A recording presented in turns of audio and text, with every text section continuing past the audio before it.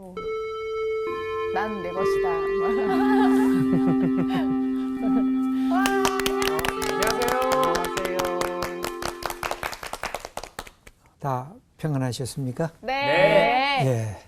오늘은 고린도전서 5번째 강의를 시작하도록 하겠습니다. 우리 새로운 강의를 시작하기 전에 지난번 강의 잘 기억하시는가? 제가 한번 여쭤보려고 하는데 누구부터 말씀하실까요? 저요. 어머나. 예, 우리 서윤미님 말씀하시죠. 저는 지난주에 그게 가장 기억에 남아요. 교회는 너희 것이다. 그리고 교회에서 이제 세움을 받은 목회자들도 너희 것이다. 다 너희 것이다. 김지철 목사님도 우리 것이다. 그리고 성서학당을 보시는 시청자분들 것이다. 이게 또 기억에 남네요. 예. 네. 아주 중요한 이야기입니다. 성도들이 사도들에게 속한 것이 아니라 모든 사도들이나 선생님들 또 교회에 수고하고 애쓰는 분들은 다 성도님들 거다. 그리고 성도님은 곧장 그리스도의 것이다. 이게 아주 중요한 메시지입니다. 네. 김보교님은 뭐 기억나십니까? 저는 그리스도가 교회의 머리라고 하셨던 것이 생각이 납니다. 예. 네. 예. 그리스도가 교회의 머리면 네. 우리는 뭐가 될까요? 몸이요. 예, 그리스도의 몸이고 이게 한 분 한 분은 몸의 지체. 지체들입니다. 그 아주 교회론의 아주 중요한 하나의 주제라고 할 수가 있겠습니다. 우리 여윤정님.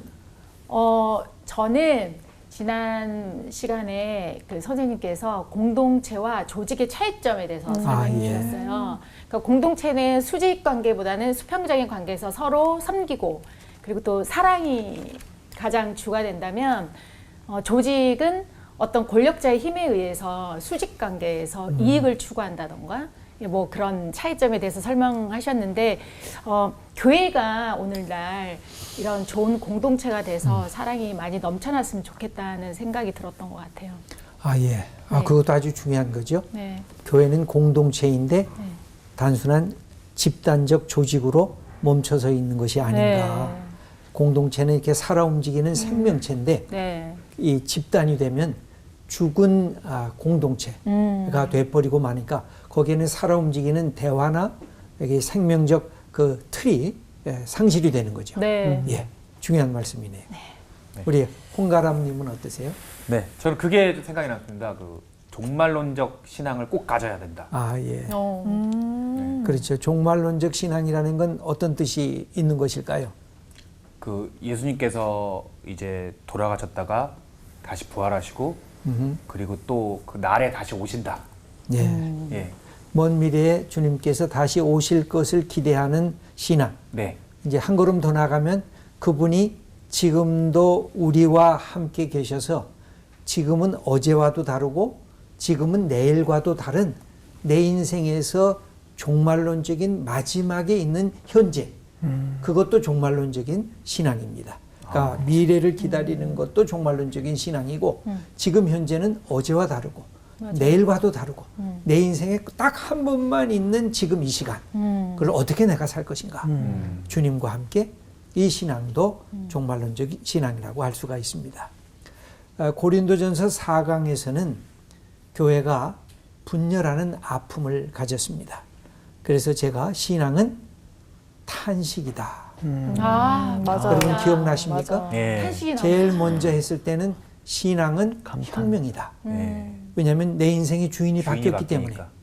그동안에 내가 내 인생의 주인이었는데 예수님이 내 인생의 주인이 되면서 내 안에 혁명을 경험하는데 가끔 우리가 쿠데타를 하다가 문제가 생기죠. 네. 이게 우리의 신앙의 막 흔들림이라고 할 수가 있습니다. 두 번째는 신앙은 감탄사다라는 말씀을 드렸습니다. 하나님을 생각하면 하나님이 어떻게 나를 사랑하셨는가? 하나님이 어떻게 예수 그리스도를 이 땅에 보내셨는가? 우리가 예수님 때문에 어떻게 하나님을 믿는 하나님의 아들과 딸이 되었는가? 이게 우리로 하여금 감탄하게 합니다. 그러니까 하나님을 보면 감탄하는데 우리의 삶의 현장을 보면 뭐예요? 탄식하지 않을 수가 없습니다. 바울이 그래서 고린도 교회가 막 흔들리고 분파하고 갈등하는 것 때문에 탄식합니다. 근데 이제 오늘은 신앙은 질문이다 라고 이야기하면서 오늘 말씀을 시작하려고 합니다. 오늘 수업 고린도전서 5강 그리스도께서 어찌 나뉘었느냐. 오늘 사도 바울은 왜 질문할까요? 고린도 교회가 갈등하고 분파하고 있기 때문에 답답하니까 질문하지 않을 수가 없습니다. 여러분, 갈등이 없다는 것은 불가능해요. 그러니까 갈등이 있는 것은 나쁜 게 아니에요. 왜? 너와 내가 다르기 때문에. 생각도 다르고 환경도 다르고 우리의 삶이 다르기 때문에 갈등할 수밖에 없어요. 그렇게 사랑하는 사람도 싸움하잖아요. 그죠? 예, 불과 어제 있었던 일이에요. 왜냐하면 생각이 다르고 때로는 가치관도 다르고 때로는 삶의 그동안 습관도 다르기 때문에 갈등합니다. 근데 포용이라고 하는 반대 개념이 있습니다. 아우르는 거. 갈등의 문제는 뭘까요? 배제시키는 겁니다. 너는 나하고 달라. 이렇게 갈등하는 사람들은 남을 배제하게 되어 있습니다. 그런데 포용은 뭘까요? 아니야, 우리는 하나야. 아우르면 뭘까요? 우리는 다름을 함께 인정하는 서로 달라도 함께 같이 있을 수 있어. 이게 포용과 아우름이에요. 그래서 포용과 아우름이 갈등보다 더 커지면 이건 축복이에요. 그러니까 갈등을 두려워하면 안 돼요. 내가 이 갈등 속에서 포용하는 마음이 있는가? 아우름이 있는가? 그러면 그 공동체는 살아 움직이는 공동체가 됩니다. 그런데 갈등이 포용보다 더 커질 때 그럼 뭐가 될까요? 분파가 돼요. 분쟁이 돼요. 그 다음엔 미움의 대상이 돼요. 적대자가 돼요. 그럼 어떻게 돼요? 사랑하는 사람도 나 너하고 안 만나. 너하고 나는 남남이야. 하고 상대방을 버려버려요. 그러면 그 공동체가 어떻게 될까요? 깨져버리는 거예요. 그래서 갈등을 두려워해서는 안 돼요. 어느 곳에서나 갈등이 있어요. 사람이 사는데 갈등이 없는 자리에 가겠다. 그건 없어요. 내가 죽을 수밖에 없어요. 그거는. 그러면 어떻게 되느냐? 내가 포용과 아우름이 더 커야 되는데 도대체 포용과 아우름이 어디서부터 생기는 걸까? 원래 인간이 이기적이잖아요. 나 중심이잖아요. 네. 내 뜻대로 다른 사람이 움직여야 기분이 좋잖아요. 근데 포용이라는 건 뭐예요? 상대방을 존중해 주는 것. 상대방의 말에 귀를 기울이는 것. 상대방도 나도 똑같은 인간이라는 것. 요새 그런 말이 많이 쓰여지지 않아요? 남혐, 여혐. 저는 이게 아주 나쁜 말이라고 생각을 해요. 왜? 남자는 여자를 좋아하고 여자는 남자를 좋아하고 그래서 서로 만나고 즐거워하는 게 하나님이 주신 삶의 내용인데 그러면 뭐가 있어야 될까요? 남자보다 여자보다 더 큰 가치관이 있어야 돼요. 여기 상위 개념. 그게 있어야 돼요. 그게 뭘까요? 넌 남자, 넌 여자, 근데 뭐예요? 인간. 둘 다 사람이라는 거예요. 인간이라는 거예요. 그건 더 상위 개념이에요. 그 상위 개념을 인식을 해야 서로 만날 수가 있어요. 특별히 그리스도인들에게는 뭐가 있을까요? 너도 하나님의 형상으로 지음받고 나도 하나님의 형상으로 지음받은 소중한 존재야. 이것이 있으면 서로가 갈등을 멈춰서게 돼요.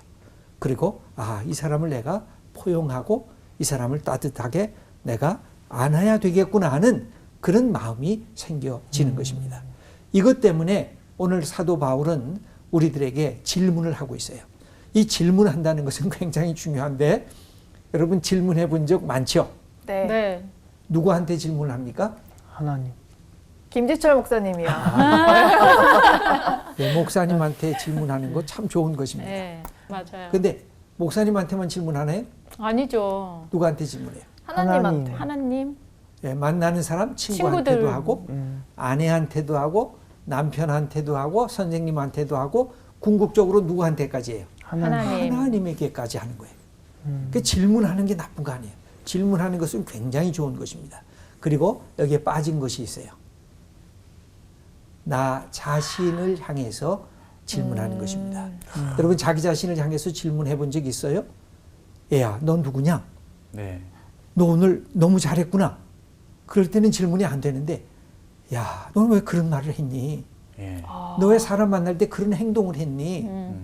너 사람 앞에 가면 왜 두려워서 벌벌 뒤로 물러갔니? 너 왜 용기 없었니? 하고 자기 자신에게 질문하는 것. 그것은 굉장히 소중한 것입니다. 자기를 다시 한번 내면적으로 들여다보고 자기를 변화시키려고 하고 있고 자기를 성숙하는 자리로 나아갈 수 있는 것이 바로 질문입니다. 그런데 오늘 바로 이 질문에 대한 이야기를 여러분들과 함께 하려고 합니다. 신앙은 혁명이다. 신앙은 감탄사다. 신앙은 단식이다. 신앙은 질문이다. 질문이다. 예. 근데 바울이 하려고 하는 질문은 뭘까요? 고린도 교회가 분파되었다는 것입니다. 왜 나눠졌을까요? 고린도 교회가 나눠진 이유는 아마 여러 가지가 있을 것입니다. 선생님 때문에 나눠졌잖아요. 이게 제일 큰 문제죠. 선생님이 되면 학생들을 나누게 해서는 안 되죠. 네. 너는 내 편이고 너는 내 편 아니야. 이거 못된 선생님이에요. 아유, 여러분 지도자가 되면 힘 있는 사람이 되면 편을 가르면 안 돼요. 힘 있는 사람은 너도 소중한 사람이고 너도 소중한 사람이고 아우르는 게 힘 있는 사람이에요. 그런데 여기에 지도자를 중심으로 갈라졌으니까 뭔가 바울이 답답한 거예요. 그러면서 몇 가지 질문을 하고 있는 것을 볼 수 있는데 예, 바울의 탄식하는 질문 3가지가 있습니다. 바울은 이 질문을 하면서 야 생각 좀 해라. 너희들이 왜 분파하냐? 너희들이 왜 지도자 중심으로 나누려고 하느냐? 생각 좀 해라. 질문을 받게 되면 스스로 돌아보고 반성하게 됩니다. 질문이 왜 중요하냐? 질문해야 뭐가 나오죠? 답. 답이 나옵니다. 여러분 질문을 안 하면 답이 안 나와요. 여러분이 고민이 되면 질문하셔야 돼요. 여러분들이 문제가 있다고 생각하시면 질문을 하셔야 돼요. 그래서 그 질문의 최고의 정점에 이르는 답을 찾아야 돼요. 근데 답은 늘 어디에 있을까요? 성경 말씀 예수 그리스도. 그리스도. 여러분 답은 늘 예수 그리스도예요. 항상 예수 그리스도예요. 그래서 예수 그리스도를 답으로 아시면서 그때부터 말씀을 보시면 구약도 보시고 신약도 보시면 그때 답이 나오기 시작해요. 아, 바로 예수님이 이래서 예수님이 인생의 답이시구나. 내가 갖고 있는 문제의 답이구나. 내가 갖고 있는 지금 분노의 답이구나. 내가 갖고 있는 이것을 어떻게 행해야 될까 모르는 이 무지의 답이구나. 내가 갖고 있는 이 삶이 너무 편협하고 내가 너무 이기적인 나의 문제에 대한 답이 예수 그리스도구나. 아, 예. 성경을 읽으면 거기에 답이 있다고 말씀을 하셨는데 우리가 가장 많이 고민하는 것은 그런 게 아닐까 싶어요. 어디를 읽어야 답이 있지? 너무 많잖아요. 66권 중에 난 어디를 읽어야 하지? 이게 그날 기도를 하다가 짠! 하고 펴가지고 봤을 때 거기 답이 있는 건지 궁금합니다. 그런 건 굉장히 위험한 것이거든요. 오늘 내게 주시는 말씀. 오늘은 시편 30편이네. 네. 이러면 이 성경이 뭐가 될까요? 오늘의 운세.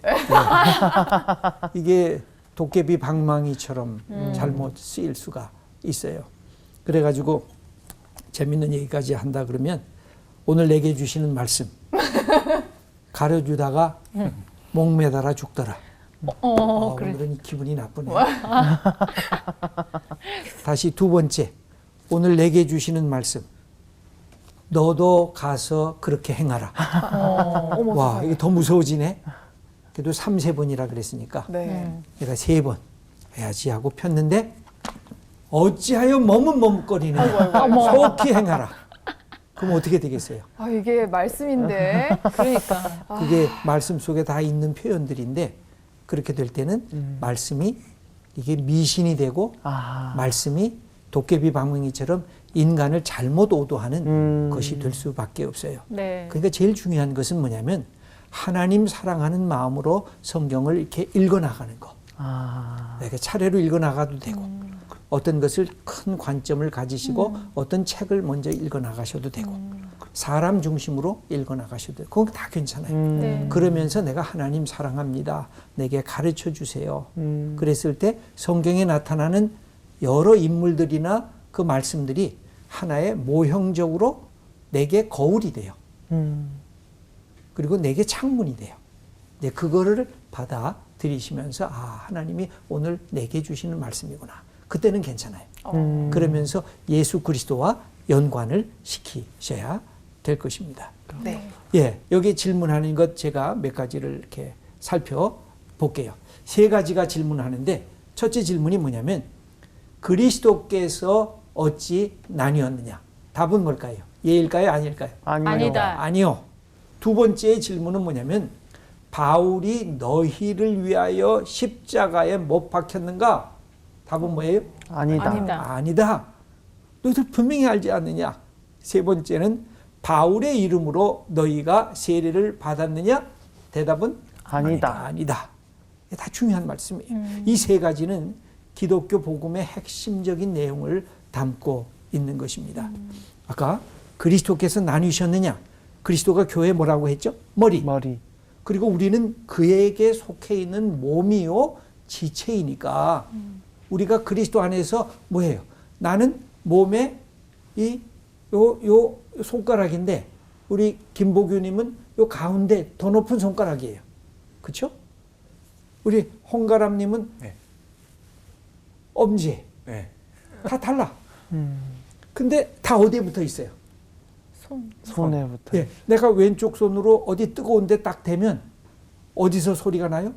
입에서. 입에서 소리가 나고 오른손도 똑같이 아야 하고 뒤로 물러가요. 왜? 같이 속해 있기 때문에. 이게 하나라는 거. 이 하나의 몸, 그 다음에 우리 예수님이 우리의 몸의 머리라고 하는 이것이 중요한데 왜 서로 나누어서 쟤는 우리 편이 아니네요. 쟤는 게바 편이네요. 쟤는 바울 편이네요. 아니 쟤는 아볼로 편이네요. 말이 안 되지 않느냐. 우리가 하나지 않냐. 그러니까 더 높은 거 항상 우리가 문제가 발생할 때는 더 높은 것을 향해서 나가야 돼요. 이게 부부싸움 할 때도 똑같아요. 저도 목사이지만 부부싸움을 하잖아요. 그럼 다시 생각해요. 아, 이게 내가 뭘 잘못 생각했지?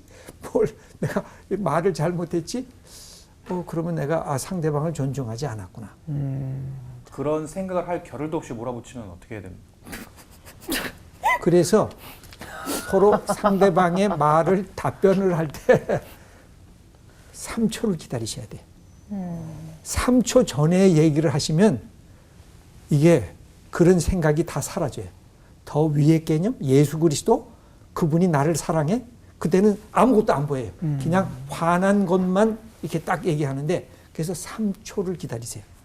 그러면 3초 기다리는 동안 내가 이렇게 화를 내지 않아도 되겠다고 이게 줄어들게 돼 있어요. 그래서 여기서 두 번째 질문은 뭐냐면 바울이 너희를 위하여 십자가에 못 박혔느냐. 이제 6강에서 십자가에 대한 얘기를 본격적으로 하려고 해요. 십자가.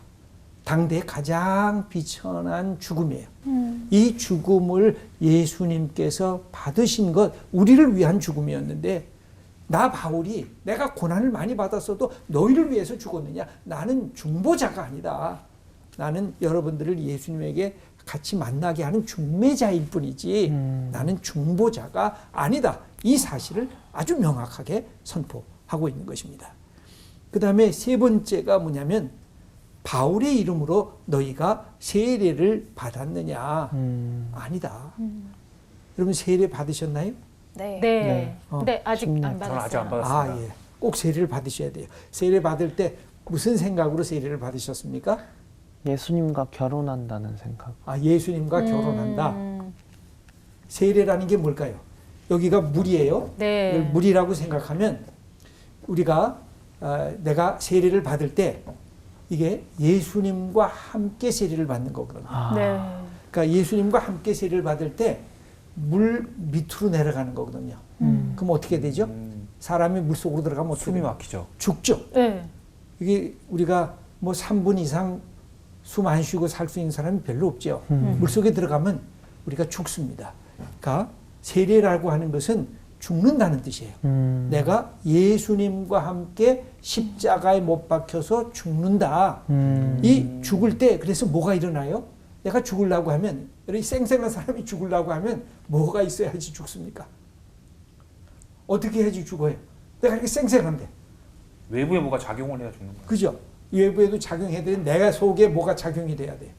아, 회개. 마음이. 죽으려고 작정을 회개를. 회개. 제가 죽는 거는 다른 게 아니라 회개해야 죽어요. 맞아. 그거 뭐예요?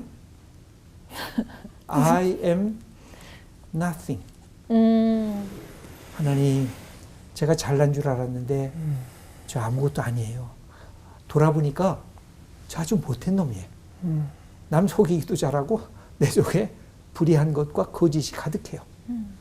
이거를 깨닫게 되면서 예수님과 함께 죽는 거예요. 그래서 회개가 없으면 세례가 진정한 세례가 되지 못해요. 그래서 예수님과 함께 죽을 때 나는 회개하면서 물속에 들어가서 죽음으로 들어가는 거예요. 그래서 이것을 뭐라고 표현하냐면 옛자가 죽는다 이렇게 표현을 하는 거죠. 그리고 물속에 들어가서 다시 예수님과 함께 어떻게 물 밖으로 나올 때 어떻게 돼요? 다시 태어나는 겁니다. 죽었으니까 다시 부활해야지. 다시 살아야죠.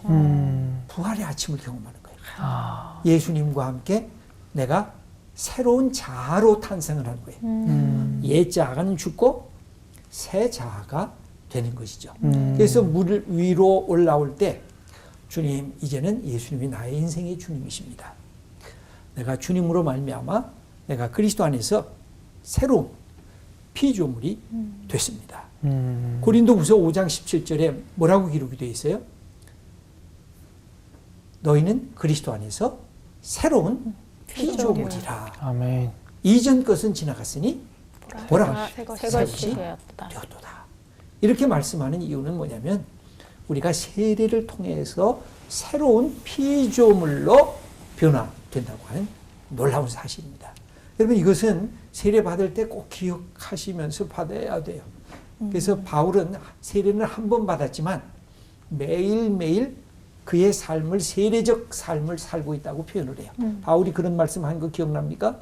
나는 매일매일 죽노라. 왜 죽을까요? 주님과 함께 다시 부활의 아침으로 새로운 피조물로 태어나기 위해서 죽는 것입니다.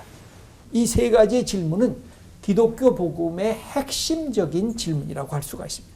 우리는 그리스도가 머리요, 우리는 그리스도의 몸이요, 지체입니다. 그래서 우리는 하나인 것입니다. 우리는 예수 그리스도가 나를 위해서, 우리를 위해서 십자가에 못 박혀 죽으셨습니다.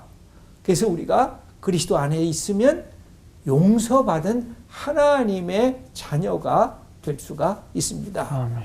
그 다음에 예수님을 통해서 우리는 예수님과 함께 내가 회개하면서 죽음으로 들어갔다가 물속에 완전히 죽는 거예요. 그러다가 이제는 주님과 함께 새로운 피조물로 태어나는 거. 이 세 가지 질문을 하면서 너희들이 왜 복음을 잃어버렸느냐? 너희들이 왜 십자가의 복음을 잃어버렸느냐라고 질문하고 있는 것입니다.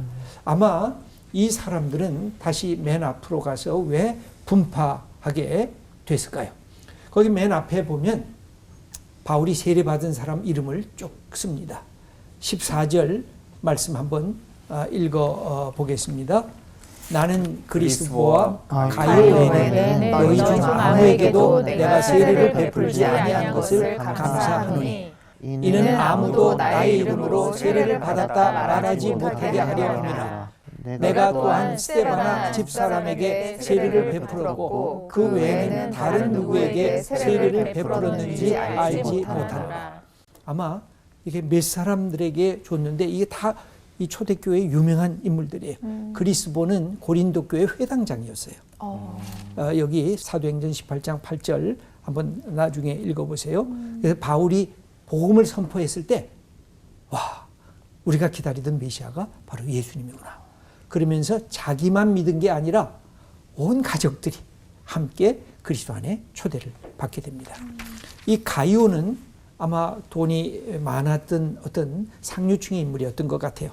그래서 자기 집을 개방하고 그곳에서 성도님들이 함께 모여서 예배 공동체를 만들었던 그런 귀한 인물입니다. 이건 로마서 16장 23절에 나타납니다. 그 다음에 스데바나는 아주 중요한 인물이에요. 이 고린도전서 16장 15절에 보면 스데바나의 이 회심을 아가야, 그러니까 마게도니아는 그리스의 반도의 위쪽이고 아가야는 밑에 쪽입니다. 근데 이 아가야에서 가장 먼저 예수를 믿은 사람이라고 해서 뭐라고 표현하느냐면 형제들아 스데바나의 집은 곧 아가야의 첫 열매요. 그렇게 기록해 주고 있습니다. 그만큼 이 스데바나가 자기만 믿는 것뿐만 아니라 자기 집들이 믿으면서 성도들을 함께 섬기는 자로서 교회 공동체의 소중한 인물이 되었다고 하는 사실입니다. 이 사실을 보면 집안 전체가 세례를 받았으니까 우리는 바울에게서 받았어. 바울이 최고야. 그랬더니 아볼로도 그 사실을 알고 자기도 한번 세례를 줬겠죠. 우리는 아볼로에게서 받아서 아볼로가 바울보다 말씀 더 잘 전해. 그러면서 이렇게 흩어지기 시작했던 것 같아요. 그래서 이런 세례를 바울이 얘기한 부분은 아마도 교회 공동체들이 세례를 통해서 편가름을 하기 시작하지 않았는가. 그래서 그리스도 안에서 살아있는 공동체라는 것을 잊어먹었다는 것이죠. 여러분들 이건 참 중요한데 우리 교회 안에서도 이런 부분의 문제점들이 드러나고 있는 것이에요. 나는 저분을 통해서 내가 예수를 믿어서 우리의 이 모임들은 아주 특별해. 너희하고는 달라. 그러면서 이 분파를 하게 되는데 제일 어려운 게 뭐냐면 그 위에 영적 지도자가 있을 때 이게 제일 어려운 거예요. 나는 목사님, 이 목사님이 좋아. 나는 이 목사님이 더 좋아. 그러면서 교회 공동체가 갈라지는 거. 여러분 아마 교회가 그런 모습을 갖고 우리들의 마음을 아프게 한 적이 많이 있을 거예요. 그 점을 바울은 너무 가슴 아프게 생각하면서 질문을 강하게 합니다. 너 자신을 좀 돌아봐라. 생각 좀 해라. 아니 바울이 도대체 뭐가 중요하고 아볼로가 뭐가 중요하고 게바가 뭐가 중요하냐. 예수 그리스도. 그래서 우리의 교회 공동체 속에서 예수 그리스도가 드러나지 않고 목회자가 자꾸만 드러나려고 하는 그런 공동체는 늘 퀘스천 마크를 붙이셔야 돼요. 목회자가 소중해요. 목회자의 말씀이 잘 가르칠 때 그 교회 공동체가 잘 성장하고 성숙하게 되는 건 맞아요. 그러나 늘 그 목회자보다 누가 계속 강조돼야 돼요? 예수 그리스도. 하나님, 성령, 삼위일체가 끊임없이 강조되어야 그것이 진정한 교회 공동체라고 할 수가 있겠습니다. 그러면 그 다음에 쭉 내려가서 바울의 사명은 무엇일까? 17절 바울이 아주 여기서 중요한 말씀을 우리들에게 가르쳐주고 있습니다. 한번 함께 읽겠습니다. 그리스도께서 나를 보내심은 세례를 베풀게 하려 하심이 아니요 오직 복음을 전하게 하려 하심이로되 말의 지혜로 하지 아니함은 그리스도의 십자가가 헛되지 않게 하려 함이라. 아멘. 아주 중요한 말씀이죠. 바울은 늘 자의식이 있었어요. 여러분 예수 믿으면 이 자의식, 자기 정체성, 자존감, 이 자부심 이거를 잃어버리면 안 돼요. 그럼 내가 누구냐? 나는 하나님의 사람이다. 나는 예수 믿으면서 하나님의 아들이 되고 하나님의 딸이 됐다. 나는 예수 그리스도를 믿으면서 내 인생의 가장 소중한 인생의 길, 진리를 발견했다. 세상이 주지 못하는 평안을 예수 그리스도라는 분을 통해서 나는 얻게 됐다. 이것이 그리스도인들이 갖고 있는 자존감이고 자부심이에요. 이걸 놓치게 되면 우리의 많은 문제가 흔들리게 되는 것이에요. 우리가 이 팬데믹 전염병을 통해서 우리 한국 교회나 그리스도인들에게 큰 이 억압 같은 것이 우리를 이렇게 붙잡고 있는데 우리가 위축이 돼 있어요. 교회가 정말 소망이 있는가? 예수 믿는 것이 정말 소중한 건가? 내가 하나님의 아들, 하나님의 딸이 됐다는 것이 너무나 귀한 것인가? 그리고 바로 나를 하나님이 이 세상에 파송하고 계시는가? 이 자부심이 사라지고 있어요. 저는 이것이 회복되는 게 다시 그리스도인들이 하나님 앞에서 초청받는 길이고 교회가 다시 소망의 공동체가 되는 가장 중요한 길이라고 생각이 들어져요. 그래서 여기 보면 바울이 뭐라고 하고 있습니까? 자기 자신을 뭐로 표현해요? 그리스도께서 나를 보내셨다. 예수님이 나를 보내셨다. 오늘 이 자리에 온 것도 그냥 우리 PD님이 야, 당신 좀 해봐. 그래서 한 것인 줄 알았는데 말씀 읽고 성경을 이렇게 배우다 보니까 하나님이 나를 이 자리에 오게 하셨네. 여기에서 할 일이 있고 내가 세상에 나가서도 해야 할 일이 있는 것이네. 이 사실을 깨닫게 될 때 우리 마음속에 맞아. 내가 잘해야지. 내가 뭔가 이 역할이 있는데 이것을 내가 기쁨으로 감당해야지. 이것이 생겨지는 거죠. 그래서 예수님도 늘 파송의식을 갖고 있었어요. 하나님이 나를 보내셨다. 요한복음 한번 17장을 보시면 예수님의 대제사장의 기도가 나오는데 예수님 반복해서 그 말씀을 해요. 하나님이 나를 보내셨다. 그래서 나도 너희를 세상으로 보내겠다. 이게 파송의식이거든요. 하나님이 나를 보내셨다. 이게 바울의 자존감이고 바울의 자부심이고 사도로서의 사명을 감당하는 모습이라고 할 수가 있습니다. 근데 그 핵심은 뭐예요? 왜 보냈습니까? 복음을 증거하도록. 바로 예수 그리스도를 알게 하도록. 여러분이 할 수 있는 것. 음악을 통해서. 그렇죠? 찬양을 통해서 하나님이 누구신가 예수님 누구신가를 보여주는 우리 김복윤님. 또 서현미님은 내가 갖고 있는 이 아나운서의 달란트를 통해서 참 저 사람 어떻게 저렇게 멋있냐, 저렇게 말씀 또박또박 하면서 우리에게 알려줄 것을 알려주느냐, 그 속에 저 사람이 갖고 있는 삶의 목표가 뭐냐, 이런 것을 큰 방송을 통해서 또 만남을 통해서 열어주고, 저는 우리 여윤정님이나 홍가람님은 정말이에요.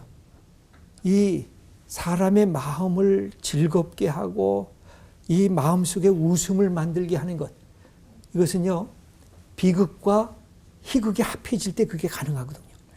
저는 희극만 얘기하면은 사람이 웃기는 게 한계가 있어요. 늘 비극을 알면서 희극을 얘기하고 희극을 얘기를 하면서 비극을 얘기해야 거기에 진정한 해악이 나와요. 이런 것을 뭘 통해서 알 수 있느냐? 예수 그리스도라는 분을 통해서. 예수 그리스도 안에는요 비극도 있고 희극도 있어요. 거기에는 슬픔도 있고 기쁨도 있어요. 이 굉장한 것이 예수 그리스도 안에 있어서 이 분을 통해서 그런 거를 우리가 갖고 있는 삶의 자리에서 이야기할 수 있다고 하면 최고의 축복인 거예요. 바울은 이게 다 하나님 나라를 이루는 하나님의 역사고 예수 그리스도의 복음을 함께 이 땅에 나누는 하나님의 사람들의 역할인 것이에요. 이게 어떤 분들도 다 마찬가지죠. 그런 점에서 루터는 모든 자기 직업은 소명이면서 사명이다, 그렇게 얘기를 했어요. 그 사람이 세상에 나가서 장사하는 사람이든지 어떤 사람이든지 자기 직업을 하나님이 주신 소명과 사명으로 알고 행하라. 그 속에 하나님의 나라가 이루어질 것이라는 말씀을 했어요. 근데 바울은 나는 복음을 증거하는 것, 나는 사도로 부름을 받은 것이 바로 내 일이다. 그래서 여기 세례를 베풀게 하심이 아니오라는 것은 세례를 폄하하는 말이 아니라 사람들은 세례를 주는 요 행위만 보고 나는 저 바울 편이다, 그런 것을 걱정한 거죠. 그래서 나는 이 세례에 담겨져 있는 복음의 역사, 이거를 너희들에게 전해주고 싶은 거다. 그게 바울이 갖고 있었던 마음이어서 나는 세례가 아니라 복음을 선포하려고 주님께서 나를 세상에 보내시고 여러분에게 파송하셨다. 그렇게 말씀하면서 여기 이야기하고 있는데 거기 요한복음 6장 38절도 예수님에 대한 얘기인데 한번 읽어보겠습니다. 내가 하늘에서 내려온 것은 내 뜻을 행하려 함이 아니요 나를 보내신 이의 뜻을 행하려 함이니라. 그래서 파송자는 늘 하나님의 뜻이 무엇인가, 내가 이 사람을 만날 때 하나님이 뭐를 내와 이 사람과의 관계 속에서 만들어 주시는가, 내가 이 역할을 할 때 하나님의 주시는 역할의 특징은 뭘까, 이것을 함께 나누는 그 모습을 예수님은 우리들에게 가르쳐 주고 계십니다.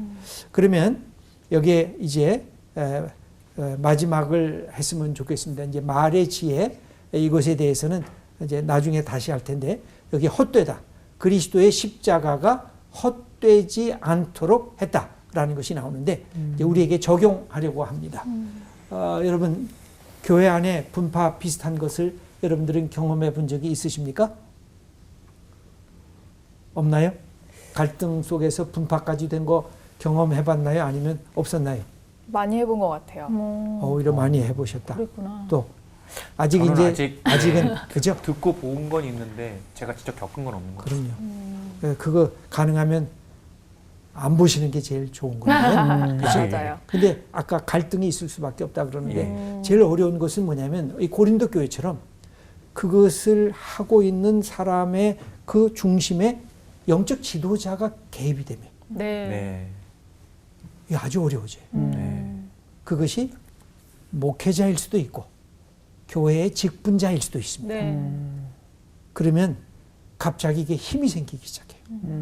그러면 사람들이 그쪽으로 모여지게 되기 때문에 항상 이런 분파가 생길 때는 우리가 참여하면서 어떻게 해야 돼요? 더 큰 목표. 예수 그리스도 안에 우리가 다 하나가 될 수 있다라고 하는 이 선언을 함께 고백해야 돼. 이런 분들이 교회 공동체에 많으면 그렇게 분열하고 분파를 만드는 사람이 어떻게 돼요? 자기 역할을 못하고 다 나가게 되죠. 오히려 그래서 바른 신앙, 바른 복음, 바른 신학적 판단력 이것이 굉장히 중요해서 바울은 가르치는 거예요. 그리스도가 나뉘었느냐?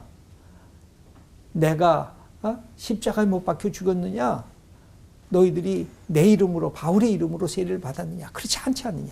항상 중심은 누구예요? 예수 그리스도. 그리스도. 그게 중심이에요. 그 다음에 맨 마지막에 오늘도 예수 그리스도의 십자가의 복음이 왜 필요할까? 우리가 다시 생각을 해야 돼요. 그래서 다시 신앙의 영점으로 다시 겸손하게 출발할 수 있게 하는 거 저는 늘 그렇게 생각을 합니다. 우리가 모든 것을 시작할 때 예수님 안에 아까 물속에 들어간다 그랬죠. 네. 네. 그게 뭐예요? 죽는 거. 죽는 거. 네. 그러니까 I am nothing. Nothing. 예수님 명에서 You are everything. 그것이 되면 공동체가 살아 움직이기 시작합니다. 여러분 부부 싸움을 할 때도 꼭 기억하셔야 돼요. 네. 특별히 우리 남편이 더 먼저 기억하셔야 돼요. 예. I am nothing. 정말 당신은 실제로 그리스도 아무것도 안에서 아닙니다. You are everything. 그러면 싸울 일이 없어요. 싸움했다가도 미안해. 내가 더 잘할게. 그러면 그 모습을 보고 아내가 우리 남편 정말 멋진 사람이야. 이렇게 다시 높여주게 됩니다. 그럼 제가 You are everything 이렇게 그렇죠. 나오죠. 그렇죠. 네. 그게 우리가 갖고 있는 삶의 이 놀라운 축복인 거예요. 그래서 이것을 바울이 우리들에게 가르쳐 주려고 해요. 우리는 본래 아무것도 아니지 않냐. 근데 예수님이 우리의 주인이시고 예수님이 우리를 위하여 십자가에 못 박히시고 예수님이 다시 죽은 자 가운데서 부활하셨는데 왜 우리가 분쟁하고 다투냐. 그리스도의 마음으로 포용하고 아우러라. 그래서 갈등을 뛰어넘는 포용. 그렇죠? 배제를 뛰어넘는 아우름. 이것을 그리스도 안에서 이루게 될 때 우리의 이 분열의 문제를 넘어가는 축복의 역사가 있을 것이다. 이렇게 바울은 우리들에게 가르치고 있는 것입니다. 오늘 고린도 전서 5번째 강의는 이것으로 마치도록 하겠습니다. 감사합니다.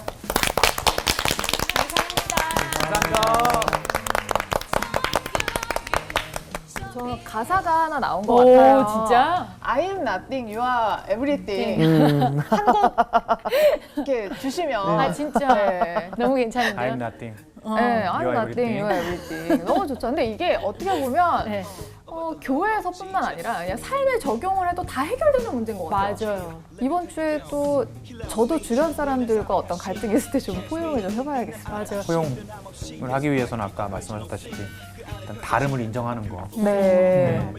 I am nothing으로 일관하시면 될 것 같아요. 맞습니다. 평소에도 쭉 네.